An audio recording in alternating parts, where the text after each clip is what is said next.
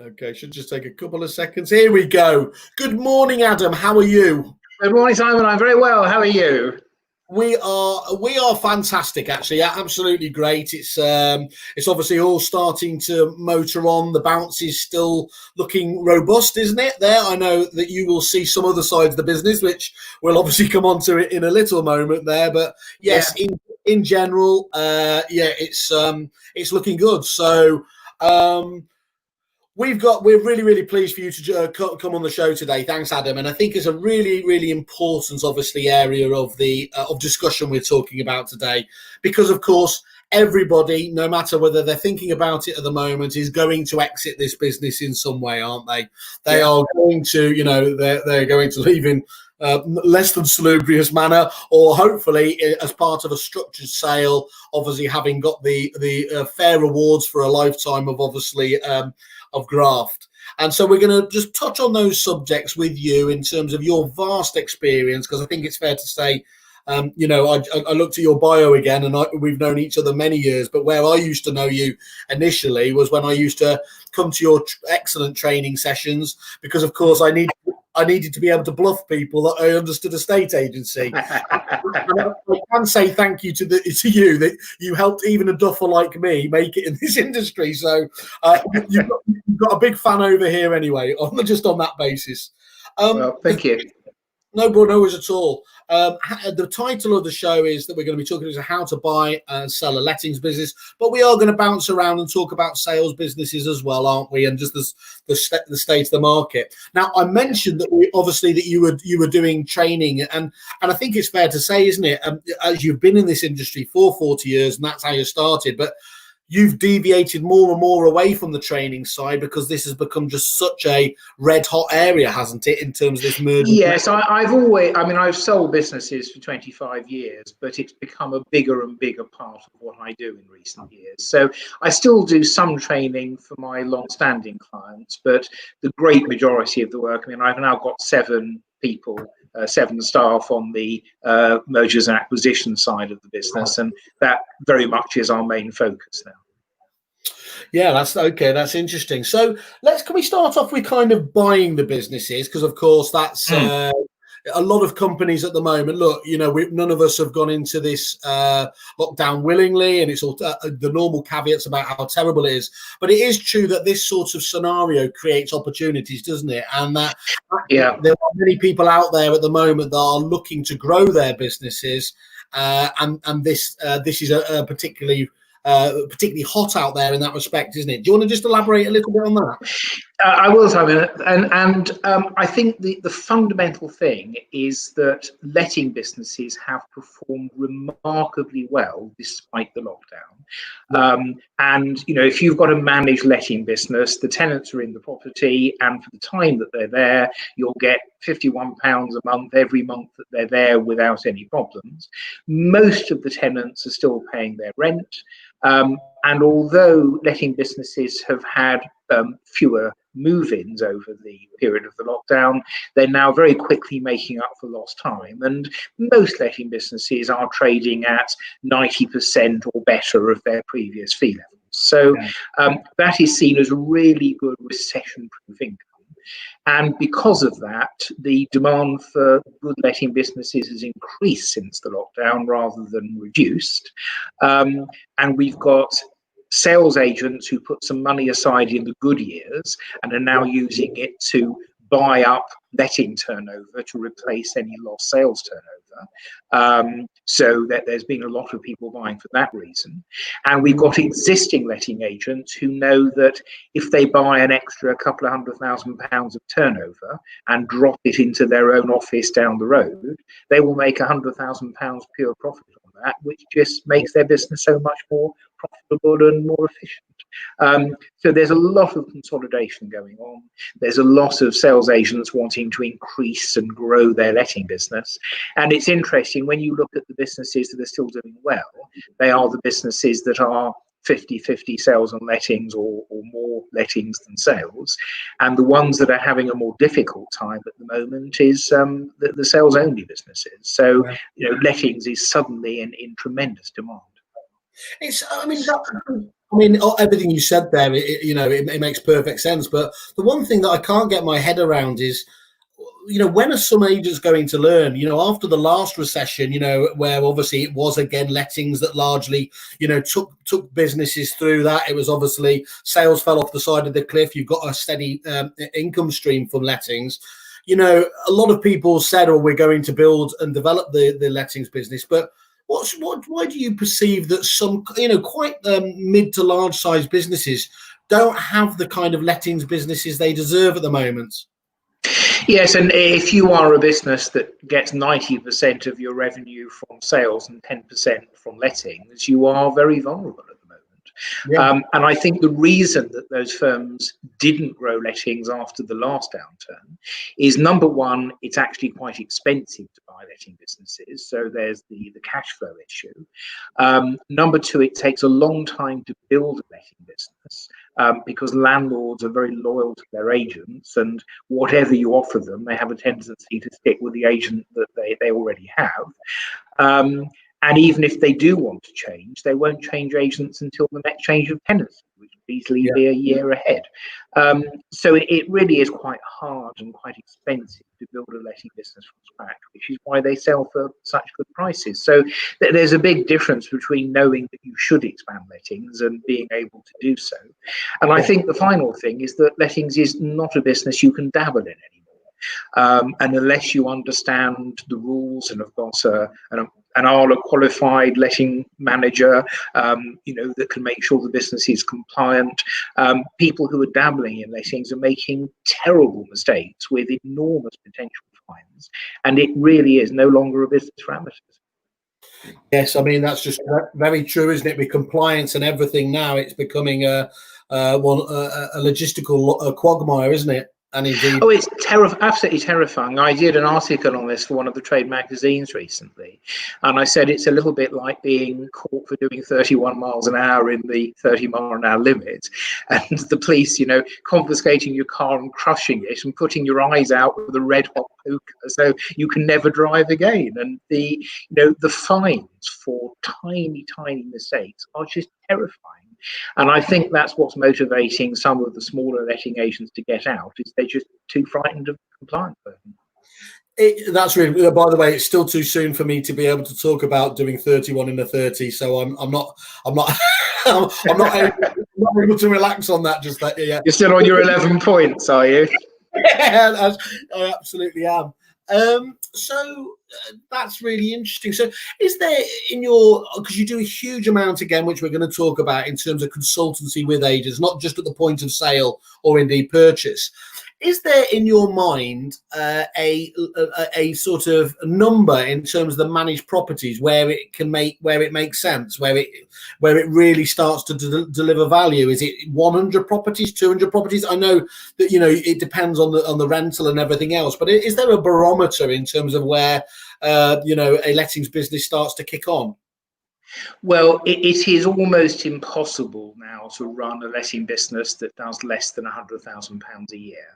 And that really is the threshold where you can afford a dedicated member of staff who knows what they're doing and can run it as a proper division of the company. So that probably is the starting point. The days where a sales agent did 20 grand of lettings turnover, I think those have gone forever, and it's just dangerous to continue in that way. So probably 100,000 a year is the absolute minimum for a proficient letting business. Yeah. You've got some people trading from home who are professional letting agents who manage a lower turnover and still make a living out of it. But generally speaking, the bigger the business, the more profitable it is, because you get the economies of scale. And if you take a business that's doing 500,000 as a standalone letting office, then the owner might make 15 or 20% profit from that if it's a well-run business. So 75, 100,000 pounds. If you take that 500,000 of turnover and drop it into another firm down the road, you'll make 50% margin, so 250,000 pounds. Yeah. So it is. The economics are irresistible, and that's why there is such a rapid consolidation going on of the industry. And I think in 10 or 15 years' time, we'll be like the supermarket. supermarkets, where we have Tesco's and Sainsbury's and Asda and the big boys, and the opportunity to start a new supermarket now, it would be almost unimaginable how you do that. No, it makes sense. Well, look, you've already got somebody. Shelley just asked, how do we register with Adam to be notified about any portfolios available for sale? I've put my email details on there as well. And if you want to, Adam's got, if you look at Adam Walker on the Kerfuffle website, just there's a contact us if interested, and we'll pass on all of those to you, Shelley, and anyone else who's interested. So, lovely. And you can register via the website. There's a page to do it. We've got a brand new website which went live last Monday. So we just thought that the lockdown was a good opportunity to attend to things like that we've been meaning to do for ages. So you can now register online as a buyer, or if you've got a specific requirement, then you can email us and we'll respond personally. Just give us the URL there, Adam, so that anyone can... So it's www.adamjwalker.co.uk, and don't forget the J. Of course, I'm going to be Paxman-like here. Can you tell me what the J stands for, or will I be? Or do you have to kill me? It's J for John, but the more important issue is that Adam Walker is owned by a prominent right-wing political activist who got the domain name about a week after the web was invented, and so I don't want anyone to mix the two of us up. Thank you. Let me just clarify that for anyone watching who does think I'm I don't look particularly far right, do I, in this top? But you can never be sure these days. Okay, Adam. But I think that's fascinating. What are the pitfalls? Just the obvious pitfalls when looking to buy a business that you can give people some advice on straight off the bat. Well, we offer an acquisition service to help people to buy a business that they found directly. And it is very important to get professional advice when you're buying a business, because particularly if you're doing it for the first time, if you buy the wrong business, there can be so much wrong with it that the potential fines could be several times the purchase price. And I've seen some absolute horrors over the years. So if there are things like missing NRL1 forms for overseas landlords, the fine for that is 3 years back tax plus 100% penalty. So you could be talking a £30,000 fine for a single property there if the landlord has not paid the tax. If you've got a missing HMO license, you could be fined £30,000 for a single property on that. So you can literally wipe out your profit margin just with one of these fines. I mean, the worst book I've ever seen was a book where the owner sadly had Alzheimer's and had just completely lost the plot. And we agreed a sale on it, and when we got to the due diligence stage, it was like the burglars had been in, with bits of paper stuffed in every cupboard in no order. And it suddenly occurred to me that he couldn't remember things that we discussed 10 minutes previously, and that's where it suddenly twigged that he had dementia. Very, very sad end to a career. But that business was sold for £1.25 million. There were over £10 million worth of potential fines and liabilities because of mistakes that he'd made in his compliance procedures. So that is by far the biggest issue, is to have a professional due diligence person go in and look at what you're buying before you buy it. And the problem is you become liable for those mistakes the very day that you take the business. So if there's a missing gas safety certificate and the tenant dies of carbon monoxide poisoning, it is the new owner that goes to prison, not the person that sold the business and made the mistake last year. So you've got to be very, very careful about checking the quality of the book before you buy it. And the other problems are how much is it worth, and you can have two businesses with the same turnover and one is worth 3 times as much as the other because of the way that the book is made up. So we can advise on what to pay for it. We can advise whether you should buy it at all. We can help to negotiate the price either openly or from behind the scenes, as people prefer. And then we can make sure that the due diligence is done properly, so that you're not buying, a pile of trouble that can come back to haunt you later. So best advice is certainly just use an expert. Talk to yourself, avoid those pitfalls, and indeed the potentially huge fines around the back of it. That strikes me as 101 lesson today. So that's great to hear. Yeah. Just in general, Adam, is now a good time to be selling a lettings business? I think it is a good time. The prices have recovered significantly. There was a big drop after the Brexit referendum vote 4 years ago. Yeah. And the prices since then have increased by 40 or 50%. So, we are certainly now up close to the all-time best prices that you could get for a letting business. I'm not sure that prices are going to go up much more because there are some challenges in the letting market in the near future.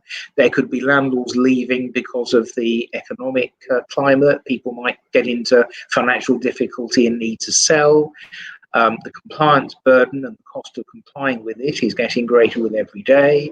There's the new electrical legislation has just come in to the normal government confusion. Never stop. Where, are we liable for it or not? It's just terrible confusion. Yeah. So I think prices are pretty close to an all-time high. There are plenty of buyers. What are we talking about in terms of the multiple? So what would it? What's the multiple now? And what was? Did you say the highest? What was it at its highest? Was it? Did you say it was like 1.4 times the rental book? Well, it's a common misapprehension that letting businesses are sold purely on a multiple of the total turnover, because they're not. And there are very different types of turnover. So you get different multipliers for different types of turnover according to how certain it is to continue. So the highest multiplier is for managed turnover, because once the tenant is in the property, you get your £51 a month every month forevermore with no argument. It. There is a lower turnover for setup fees because that depends on the net change of tenancy, and it's hard to know how long each tenant is going to stay for. There is a much lower multiplier for let-only income because there's no recurring income there and there's no certainty. So the let-only books sell for a lot less than the managed books. And also we need to look at income from things like student lettings, which has been hit quite badly this year. HMO properties, because they cost more to look after than ordinary properties, because you get 6 calls that the boiler won't like rather than just the one. And there's also more legislation to comply with. You also need to look at the multiple landlords. If there's a landlord with 100 properties, that's more vulnerable than 100 people with 1 property each. So there are lots of different factors, but the range, we get over 1.5 times turnover for a really good managed book, and sometimes we'll get 10 or 15% above that with competitive bidding. And for a really scrappy let-only book, it might only be half the turnover.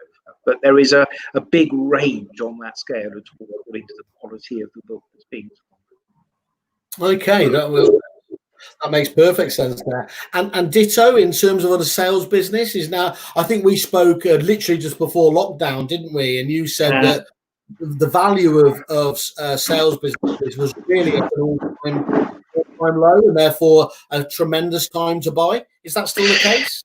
Yes, and sadly, the sales businesses have been hit quite hard by the virus. There's been a lot of disruptions of that market, and although sales agents are now busy again, I think the jury is out on whether this is just going to be making up for all the deals we didn't do over the last 3 months, or whether it's going to be a sustained V-shaped recovery. So the jury's out on that, and the buyers are very cautious. Sales businesses have always sold for less than letting businesses because there's no certainty about the future.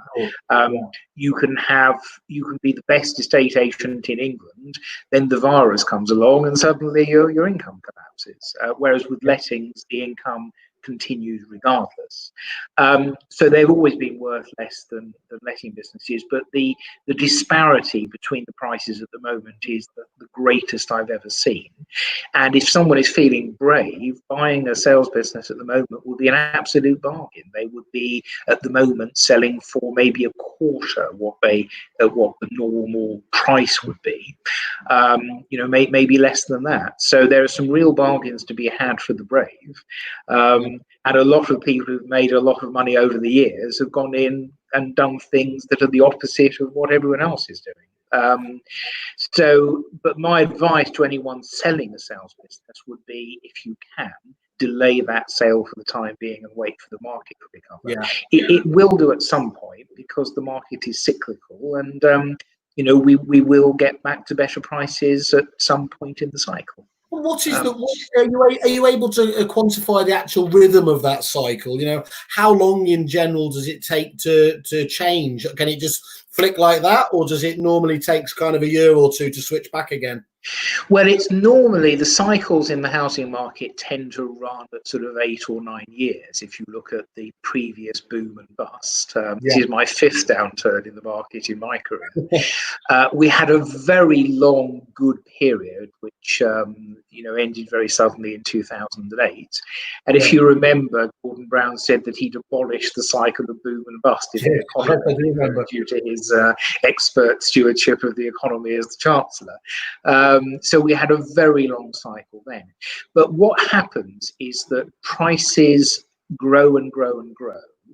And then just at the point where they probably hit the limit anyhow, there is an outside event such as the virus or the Brexit referendum vote or Northern Rock going bankrupt and Lehman Brothers going bankrupt, or the 1973 oil crisis. There is some artificial event which deprives people of confidence. Then the market drops very, very suddenly overnight, and it then usually drops too far and overcorrects itself, and then gradually it picks up momentum again. So the downturn happens overnight.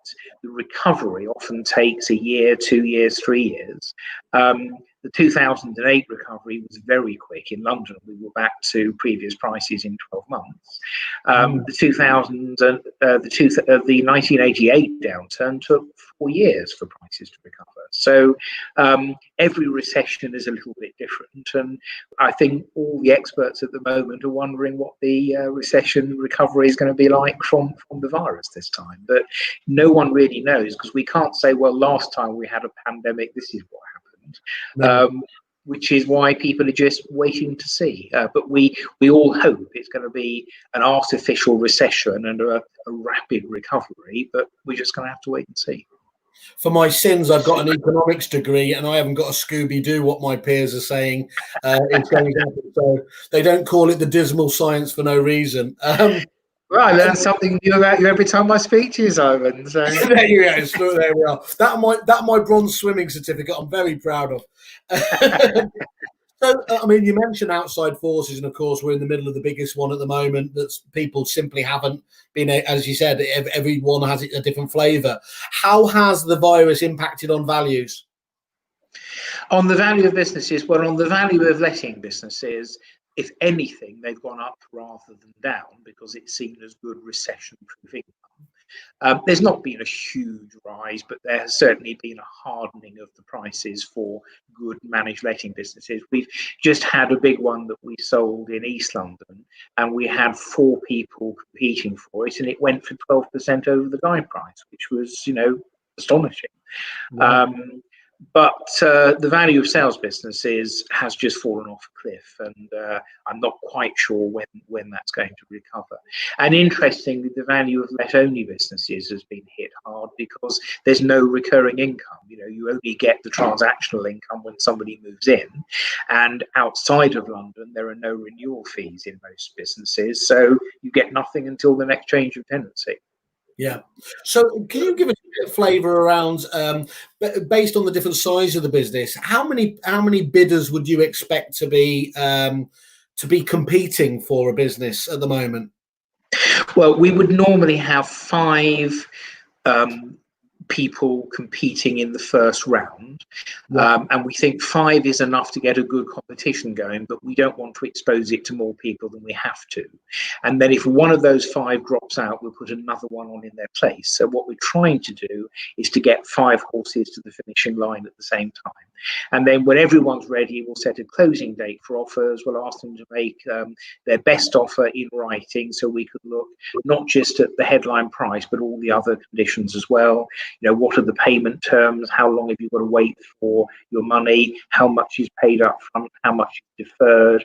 You know, there are dozens of different criteria to look at, and you've got to look at all of those criteria to make sure you've got the best price. And then we'd accept one offer and normally give them somewhere between 2 or 3 months to complete their purchase. So we normally have 5 people in the first round and then replace them if one of them drops out. I think that's a really, because to somebody like me, again, a pleb like me, you obviously, I simplistically think, well, you've got to have as many different bidders as you can. And my only experience that totally made me realize what you're saying is absolutely true is obviously when we did sell the repeat business, you know, there was a huge number of expressions of interest, of course, and I couldn't get my head around, I think it was KPMG who were representing us. They shut I can't understand how I missed out on that deal. Sure, look, you might get them next time round. They'll believe me, they're going to go for much more than when I was there, not least because they haven't got my expenses. But what was fascinating was they did shut down a lot of those other ones because we need to remain focused. We, you know, and I think from our point of view, okay, our business was particularly complicated, the level of due diligence. But it's simply servicing that, you know, all of those due diligence demands is a huge job from anyone selling the business, isn't it? Well, we would only allow one party to conduct the due diligence because it is so time consuming. Yeah. So we would use a different process to KPMG. But the reason that we go with 5 is, number one, we don't want something leaking out prematurely because that could do terrible harm to the business. And the 5 would usually be companies that we know and have dealt with previously and trust not to leak something. So we think 5 is enough to get the competition. The second thing is, we would not want to sell to somebody that we've never dealt with previously when there is a better buyer out there that's bought 10 businesses before and we know to be reliable and well funded. And the oldest trick in the book is that they'll agree a price with you, get you right up to the very last moment. You know, literally sometimes when the staff have been told the business is being sold, and then you get the phone call on the day of completion to say, I've been reading the Times this morning, there's a very nasty story about the economy, we're going to chip you 100 grand, and if you don't like it, you can get stuffed. And it just makes you absolutely furious when that happens. And we know who it is that does that, so we'll avoid them. So we would rather have 5 buyers that we know and trust and we know are going to behave properly later in the sale, and we know have got the money and are not going out trying to borrow it, which is very hard in this marketplace. And we don't want an offer from someone that is less reliable, you know, when we've got so many good buyers to compete with. And only if the initial ones reject it, we then go to the list of, you know, the buyers that are borrowing to buy, and we've got, you know, less knowledge about their reputation. So that's really interesting. So gazundering goes on even in this realm. So other than not inviting those people who have a track record for it, is there things you can put into the process that kind of reduces the possibility of that happening? Well, at least 3/4 of private sales fall through, and they normally fall through for a reason that you could have predicted at the outset if you'd asked the right questions. So a lot of my time goes into making sure the deal is properly set up and properly explained. And if it's going to go wrong, we want it to go wrong right at the very outset before people have spent thousands of pounds on legal fees. So the most common reason for a sale going wrong is that when we ask for the heads of terms, which is a 4 or 5 page summary of what's been agreed, when the heads of terms come through, what is in them is not what we think has been agreed in the verbal discussions. And if that is going to be the case, you might as well know it a week into the deal before any money has been spent, rather than 3 months down the line where people have spent thousands. things. And the second most common reason for a sale falling through is that when you get to the due diligence visit, the income is less than we were told it was, or there's more sales income and less lettings income, or there's more let-only income and less managed income, or there are horrendous compliance mistakes, such as we had one where they'd not served prescribed information correctly. They'd been sending out a one-page summary rather than, all of the other supplementary pages. And there's, I think, 21 pages of information that should go out. Now, the fine for that is 3 times the deposit on every property. So you multiply that by the number of properties, there's hundreds of thousands of pounds of fines. And there's nothing that could be done to correct that retrospectively. Once the offence has been committed, it can't be mitigated. So that was the end of that. So those are by far the most common reasons for things falling through. And the process that we use is designed to identify those problems within the first 2 or 3 weeks. So if it is going to fall through, it falls through at the outset. And we also do a lot of preparatory work. We'll double check the turnover we're given with the accounts and cross-reference the different expenses, so we know that the figures are looking likely. Otherwise, we get you get an offer and then it just gets reduced a few days later because the figures are not what we were told in the first place. And that can just upset the whole process, can't it? It just wastes everyone's time and it makes everyone very cross. You've got, I mentioned you were in the business for 40 years, and it shows because you've got an Australian fan club here. Good heavens above. Well, just to be clear, I'm assuming he's calling you the absolute legend rather than me, but that's my narcissism talking. But now, anyway. Louis used to be one of the senior managers at Romans. He absolutely did, yeah. He's and in fact, you've also got Steve Abdi as well on here, the original guru. There you are. So they're all wearing their Adam Walker gear to doing it. So, of course, you have worked. We worked together on that project, didn't we? Actually, when Romans went live with the repeat software. Well, I have to say, Romans were one of my favourite clients I've ever worked with in 25 years because you would give them some advice. And I could give 2 companies the same advice on a business review. With one company, you go back a year later and they'd have done none of it or 10% of it. With Romans, they will put their heart and soul into every single thing. And we did some astonishing work for Romans, and they got some amazing results. I always remember when they put their fees up by 0.5% to deal with the recession in 2008, and all the valuers said we're never going to achieve it, and they damn well did. It's just an absolute textbook example of how to get every penny of value out of training and consultancy work. So I really enjoyed the work I did for them. Proper powerhouse, aren't they? Yeah. You just touched earlier as well in terms of how buoyant the market is. I think that one of the corporates, at least, said that the acquisitions were off the agenda for the time being. Are all the corporates back and bidding at the moment? I mean, they have been fairly quiet since the lettings fee ban, haven't they? Yeah. But what's the picture there? Well, most of our sales recently have been to independents and investors, not corporates. And I'm sure they will be back because once you start a buy and build strategy, it's very hard to stop it halfway through.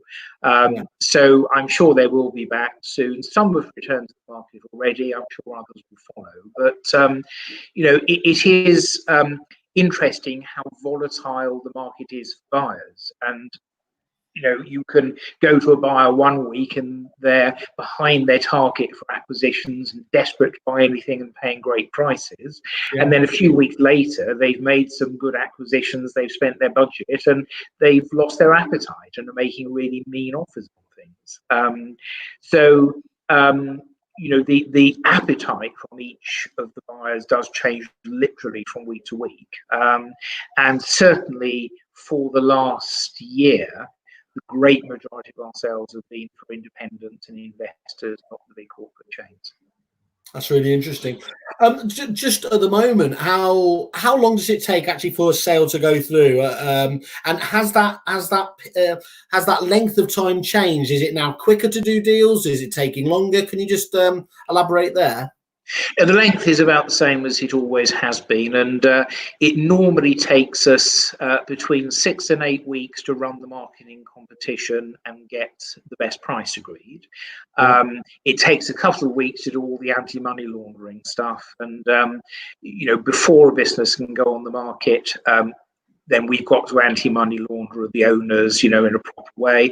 I can't believe how many amateurs who are trying to do what I do from their kitchen table and have not registered for money laundering, and they're going to get the shock of their lifetime when HMRC knock on the door and start finding them huge sums of money. But the anti-money laundering does take a week or two to do. The marketing campaign, it typically takes about 6 weeks, and that gives us a chance to expose it to all the good buyers and get a competition going to get the best price. And then if it's an asset sale, we give them 2 months to get the sale through. If it's a share sale, which is more complicated, we give them 3 months to get the sale through. And most sales complete on the last day of the month, so it would then be rounded up to the next month end. So it's normally between 4 and 5 months from start to finish. And that really hasn't changed very much. Well, it's not changed at all as a result of the lockdown. So let's pretend. Thank you, Adam. Let's pretend that I'm a prop tech legend. I've got a bit of disposable cash. What would you say to me? You already said, obviously, if you were brave to go to the market. I don't think you added stupid, which would have definitely meant I'd jump. Well, I don't think it is stupid. I think it would be a wonderful time to buy a great residential sales brand. And by the way, we are not taking on pure sales businesses at the moment because we can't sell them. So I'm not saying this to try and earn a fee. I'm saying it because I think that for people who are brave, it is a genuinely good opportunity. But most people don't want to do that, and they see lettings as a much more predictable acquisition. Sorry, you said when we spoke last time that actually when you went through the figures, it really doesn't make, if you were thinking about starting up, clearly as many are at this lockdown period or post-lockdown period, that it just simply doesn't make sense, given the price of sales businesses at the moment, to do that by yourself. You might as well buy an established business. Is that still the case?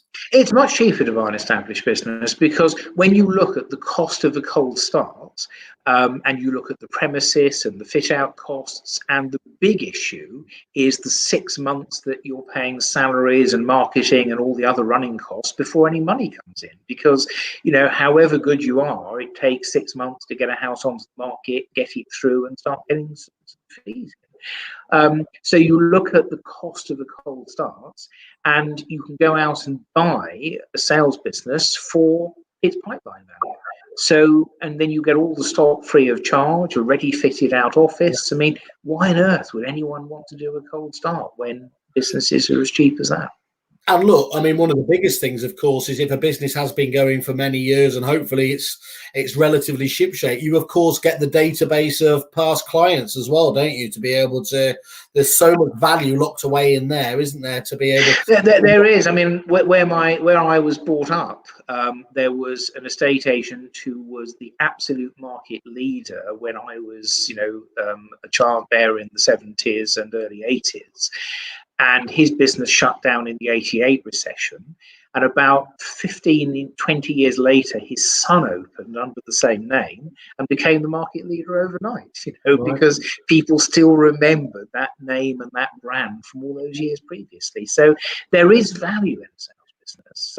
I think their value is being horribly underestimated at the moment. But very few people agree with that. So, at the moment, we're focusing on letting businesses, not sales businesses. We do sell businesses that are half and half. And, because the letting prices are so strong, they've made up for the drop in sales prices. So they're still worth selling. But the pure sales businesses, there is currently no market for. And, what I think is irrelevant, I don't make the market. I just run the competition. Yeah. So going back to the original, why should I, never mind the sales side, but what would you say elevator pitch is the reason I should be buying a lettings business right now? Well, I think, are you an investor from outside or an existing letting business that wants to expand? Because the reasoning is a little different for each. I think let's keep it nice and insular. Let's pretend we're an existing business. Well, if you're an existing business, then the mathematics are just irresistible. You are a business that is at the moment doing £500,000 of turnover in lettings, and you're making £100,000 profit. You buy the business next door that's also doing 500,000 of turnover. If you drop that into your office, you've got no premises cost, no marketing, all the economies of scale on the staffing. You will make 250,000 pure profit from that. So your profit goes from 100,000 to 350,000 by buying the business next door. The cost of that business will be about 750,000, which means you get your money back in 3 years. And I can't think of any other investment that gives you a 33% return on capital with such a very low level of risk. No, it's incredible. No, it's incredible. And what is the likely return on capital then, if you make that investment? Is that what? How would you ballpark it for somebody thinking about that? What should they be expecting? Well, for buying an add-on business in the area that you're already operating, your return on capital will be somewhere between 25 and 35%.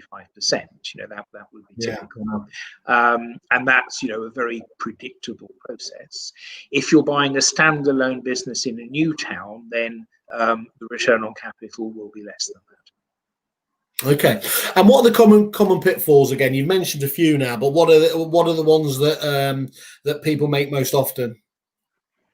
Well, I think the first thing is not getting accurate information and comprehensive information and paying too much for a business. That's very common. And the second one is not doing the due diligence work properly and buying something that turns out to have lots of hidden problems. So those are the problems for the buyers. For the sellers, the biggest mistake is people selling direct to someone who's approached them out of the blue. And I just absolutely cannot understand why somebody who has spent their whole career saying, we will sell your house for a better price than you could ever get yourself, why on earth would they approach, respond to a direct approach where you get one offer from one person? And I have seen cases where businesses were sold for half what they were worth because, they didn't go to the market and get competing bids for it. And you will never get the best price by taking a bid from just one person. You've got to have a proper competition with people bidding against each other in a proper open way to be sure that the best price and the best terms have been achieved. That's good. Peter Lawrence saying hello there from Lawrence Rand. Peter, someone else I remember well from Harrow down the road. Yeah, and we've got Charles Robinson here who's asking, is EBITDA out the window? I'm guessing it's never more relevant, isn't it? Well, some businesses are sold on profit and some businesses are sold on turnover. So if you take the example of a £500,000 a year letting business, if there is a competitor in the town that wants to buy it, they would pay 1.5 times its turnover, regardless of the profit, because the profit they're making at the moment is irrelevant because they're not going to run it that way. They're going to drop it into their own shop and just get that as marginal additional revenue. So businesses like that are sold on turnover, not on profit. Now, the businesses that are sold on profit are businesses where there is no buyer that wants to buy it for free. So if it's in a town in the middle of nowhere and there is no one in that town that's got the desire or the ability to buy the business, and the next nearest town is 10 or 15 miles away, you couldn't move the business 15 miles because you'd lose the landlords. There's no one in the town that wants to buy it, so it has to be sold as a going concern. And if that is the case, then that would be sold on profit, not on turnover. And the other time that we sell on profit is where you've got a business that's got an office with a 25-year lease with no break clause in it. So the cost of disposing of the lease would be, hundreds of thousands of pounds in this market. They've got staff that have been there for 20 years and the redundancy cost would be massive. So they can't sell it for breakup because the closure costs would be astronomical. So it has to be sold with the shop and with the premises. And if that is the case, that would be sold on profit, not on turnover. But the great majority of businesses we've sold recently have been sold on turnover, not profit, because they are sold for breakup. That's fantastic answer. Yeah. You mentioned there one of the dynamics, obviously, and one of the big risks of buying a lettings business is that some landlords don't take particularly well to being transferred ostensibly. So sometimes there can be a churn in that. What is there a rate that you can that you estimate on average that you could expect to churn in a year? 5%. Well, there is usually a penalty clause that says that if they lose more than X% of the landlords, then there will be a deduction from the price that was paid. And we offer a guarantee on our commission, so we have to make a pro rata refund if the full secondary consideration is not made. And it's very, very rare for that to happen. Yeah. And the penalty normally has a 5 or 10% tolerance. So in my experience, it's very rare for more than 10% of the landlords to leave in the first year. And landlords are pretty sticky. They will usually give the new owners a fair chance. And as long as they give good service, they will normally stick with them. And even in cases where the new owners have made a mess of it, it's rare for there to be more than 10% loss in the first year. They might lose more in the second year, but the 10% in the first year would be about the maximum you'd expect to see. Perfect. And the other thing to say, Simon, is that the buyers are now quite sophisticated, and they're not going to buy a business and make a mess of it. They've bought businesses before, they know what they're doing, and they're going to take all the necessary precautions to protect their investment. So that's improving, the standards there are improving overall. I mean, I sold my business in 1987 to one of the building societies, and if they wanted to destroy it on purpose, they couldn't have done a better job. But the buyers are not like that anymore. They are pretty sophisticated people. Okay. Are all lettings businesses the same, Adam? Oh no, they vary hugely from very profitable, well-run, managed businesses with the compliance in place through to things that are just utter chaos with compliance mistakes and a huge churn of landlords every year. It's like saying our cars all the same. You can buy a brand new V12 Ferrari or a old banger for 50 quid. They really are right across the spectrum. You were supposed to let me off there and say there were no stupid questions, but but thanks for not bullying me too much. I had to ask the question. But I mean, from the outside, they all look the same. It's only when you peer under the bonnet, you realise just how different they are. What percentage of businesses business sales that you get involved with? You speak about that some of finding skeletons in the cupboard. What percentage of sales does that sometimes come up?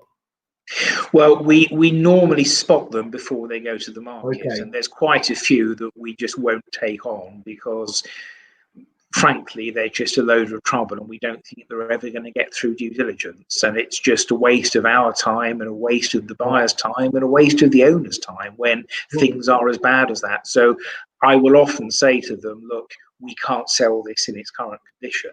I will then recommend people that can go in there and help them clean it up, and we can then sell it in a year or two's time. And there's a lot of work I do on the business review side to prepare a business for sale in a year or two later.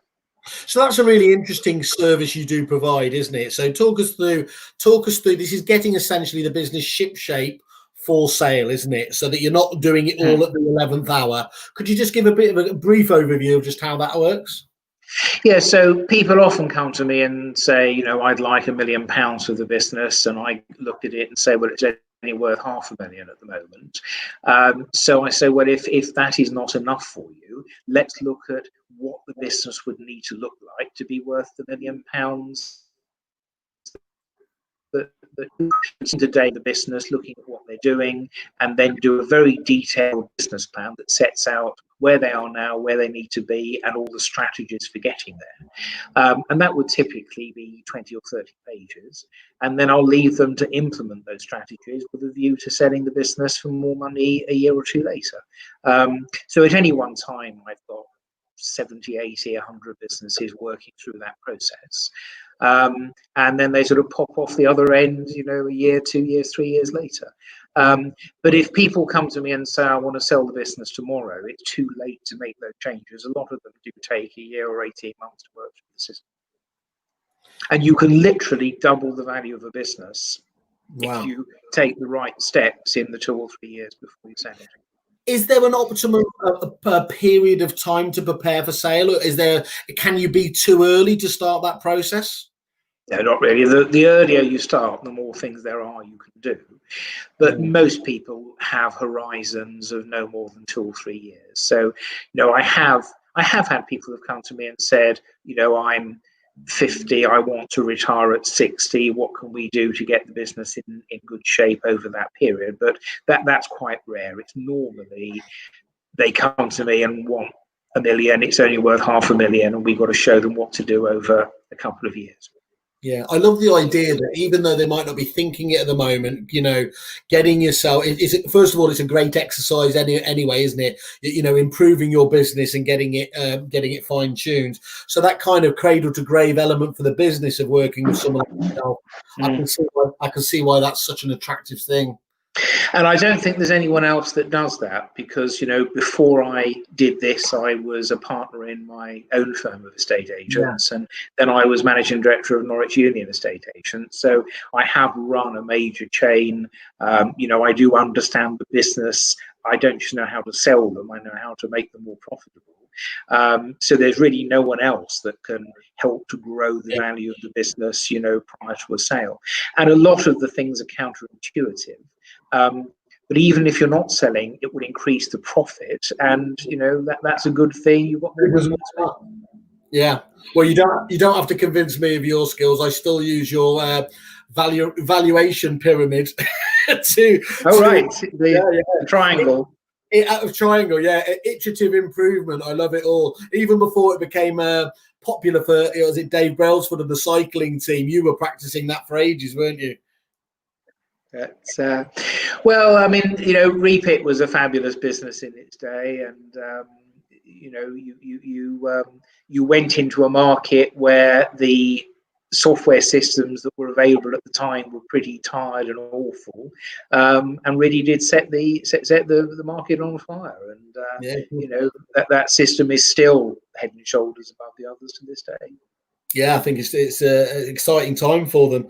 And looking in more generality, what do you think the long-term prognosis is for the lettings industry?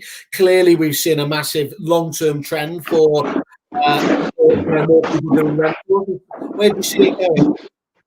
Well, I think agents have, for most of my consultancy work, has been about increasing revenue, getting premium fee levels, improving marketing, winning market share from others. That's been the focus of my work for a long time. And I think we're now moving into an age where we've got to start looking at cost control and efficiency rather than just growing revenue. And that's something that a lot of firms are still very bad at.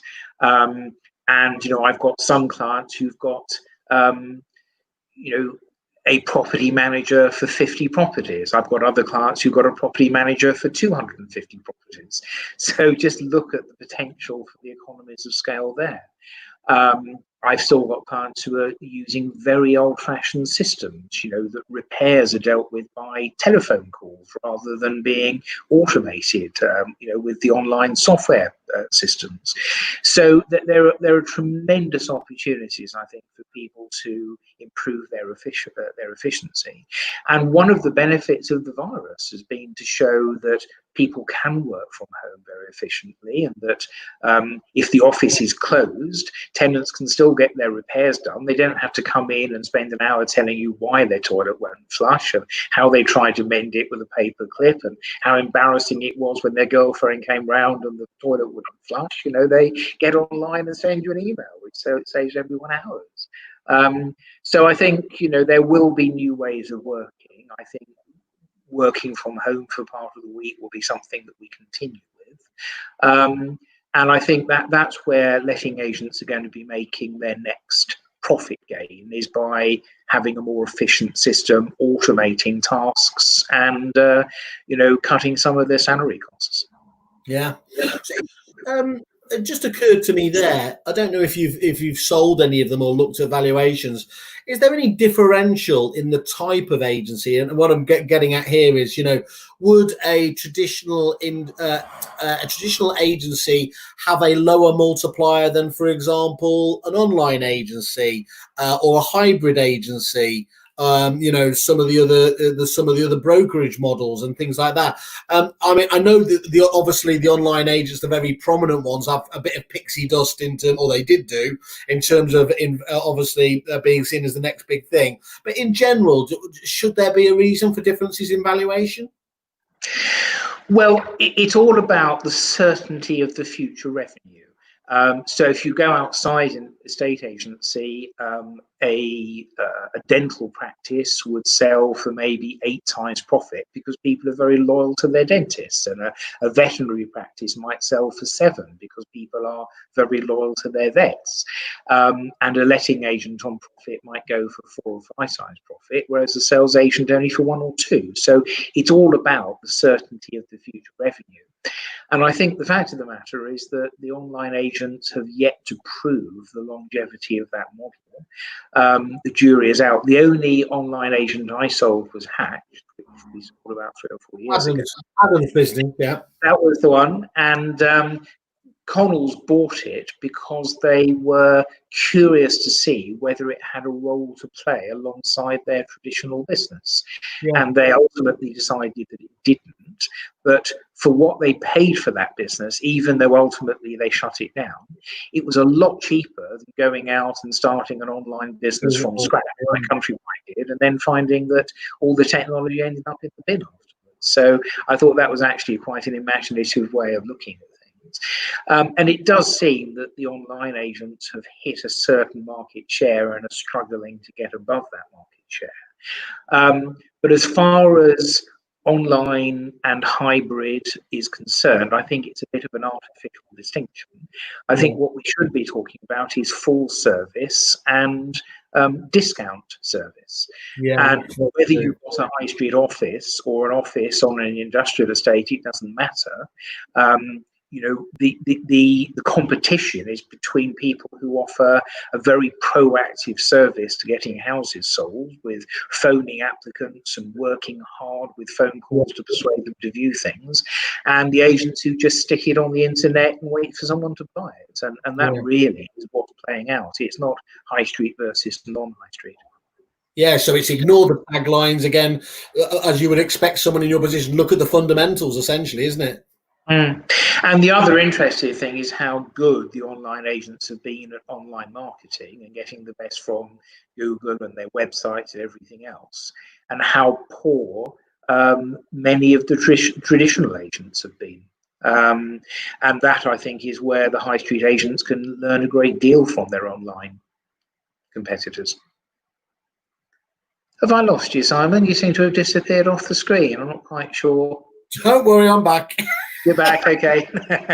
I think my computer was telling me Loose Women was on. Sorry about that. Well, we've got to get our priorities right.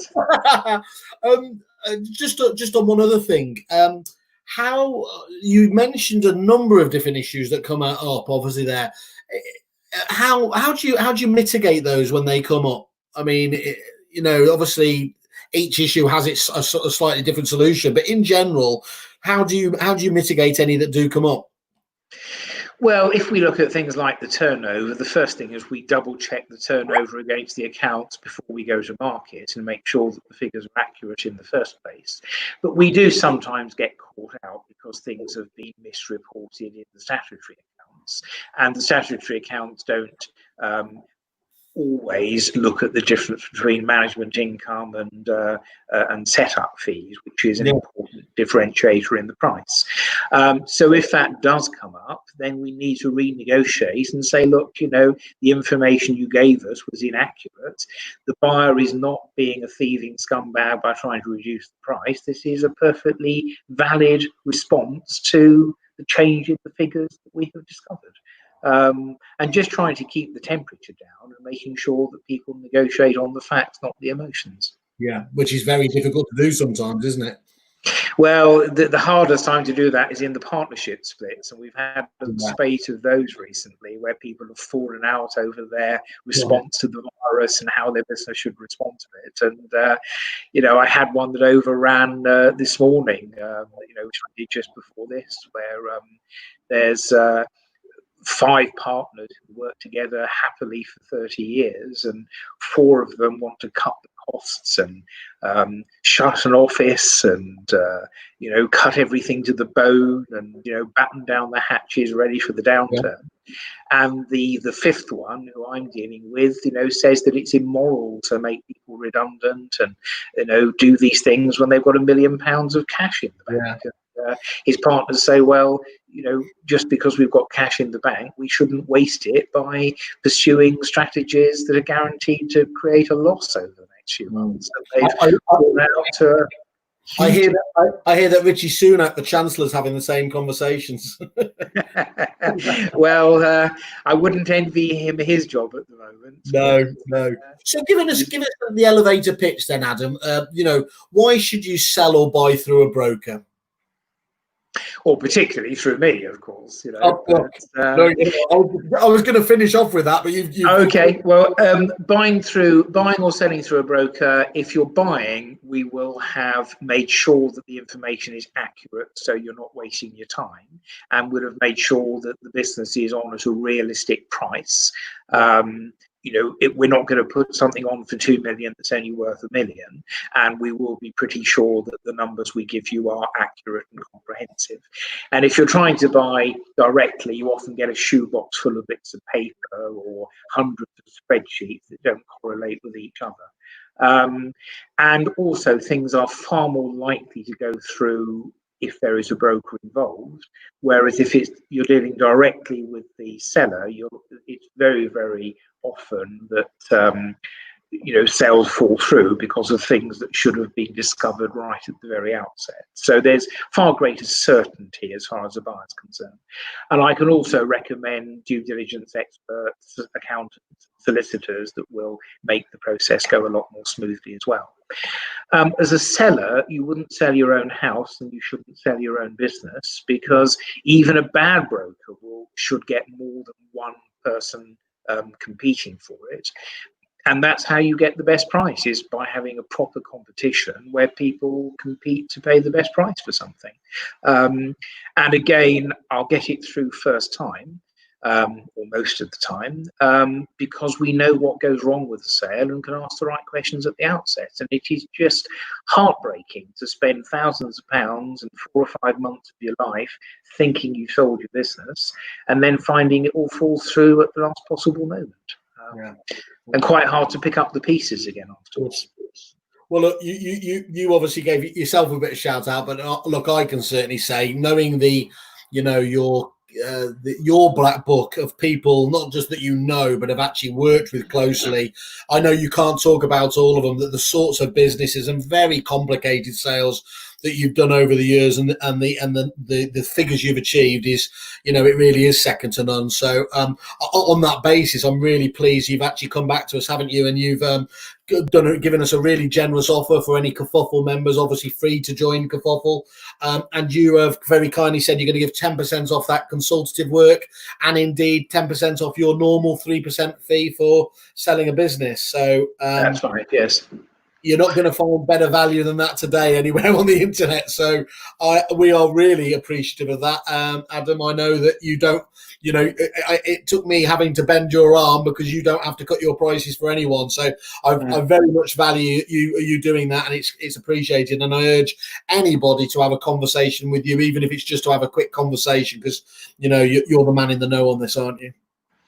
Well, thank you very much. And, I certainly value your contact, Simon, and I know you've built up over a lifetime, and, it would be great to work with as many of those as we can. You only sell a business once, so it needs to be. That's right.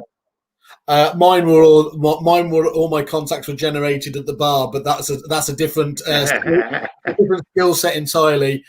Here we got, and one of those who actually I nurtured at the bar and you've worked with. Adam's the best, and is 100% the person to speak to. So it strikes me we can't leave it on a better note than that. Adam, I'd love to catch up with you in a few months' time, see how the market's moving again, maybe catch up on that. But for the meantime, thank you very much. Lovely to talk to you, Simon. Speak to you soon. Cheers, Adam. Bye. Bye-bye.